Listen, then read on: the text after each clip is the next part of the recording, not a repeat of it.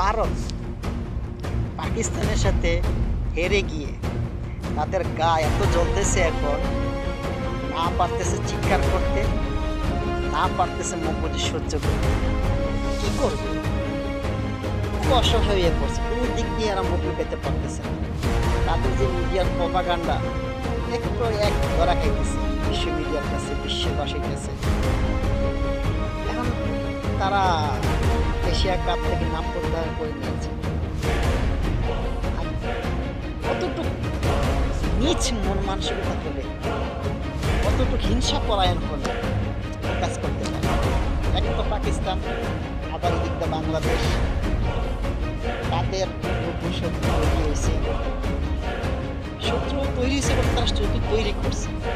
আমরা ইন্ডিয়ার শত্রু না, বন্ধু হয়ে থাকতে চেয়েছিলাম, কিন্তু তারা বন্ধুত্ব যে জিনিসটা তারা বোঝে না।